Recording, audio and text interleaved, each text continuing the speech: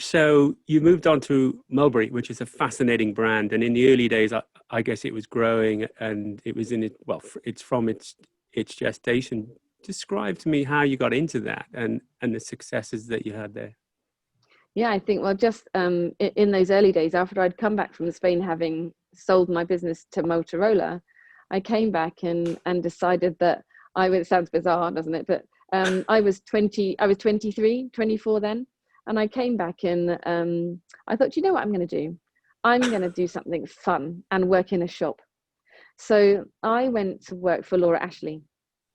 And I will never forget this because I think it still makes them laugh today.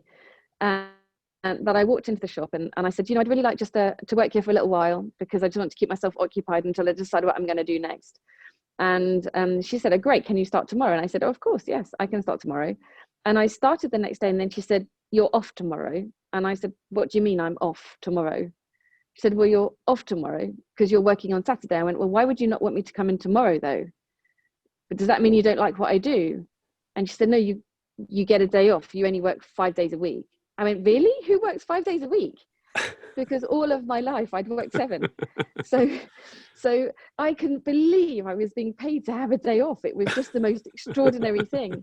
And I loved every minute of it. And so very quickly what happened for me there is I drove, and then again, without having a true goal in my mind, but I knew what I wanted to be was not what I started as. And I suppose that's the thing that kept me going. And it is fascinating now when I hear my father playing out his story, that he says, all I wanted to be was better than I was at the time. And I didn't know I was mimicking his journey. How could I know? But what I ended up was as a deputy regional manager, facilitating major workshops, training other people, leading swathes of people through training and resilience processes. That's fantastic. And then you worked for Gap, correct? Yeah. So when I went from Laura Ashley, then I went to Mulberry, and Yeah. Mulberry was just at the most extraordinary time.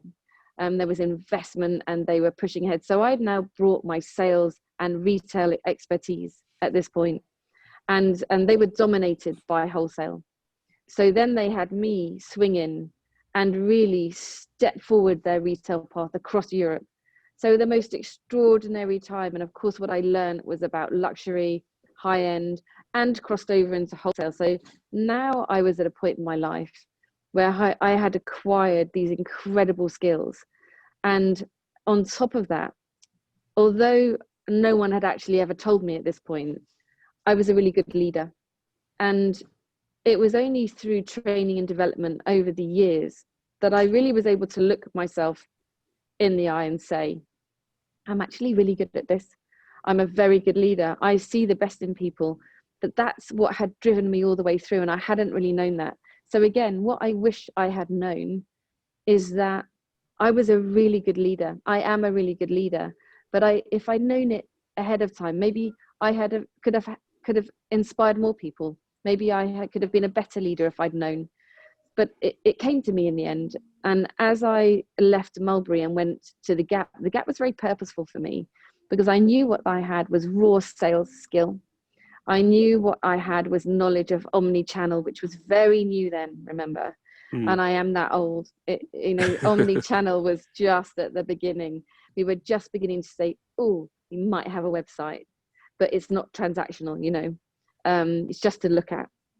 And a window. And so a window. But it was really, really new. And what I knew that I needed was an edge, something else. And so I was given 9 shops in West London that at the time, and you've got to think now this is mid-90s, 9 shops turning over £40 million a year. Wow. I mean, extraordinary. In one shop, on one shift, I had 120 staff. So I knew I went there for a reason. I actually did know that there'd probably be not a long-term love affair for me with the Gap. But what I wanted was what they'd got, and they wanted what I'd got. They were looking for entrepreneurial regional managers who could come in and make a difference. And I wanted what they had, which was volume. I wanted to understand how it worked.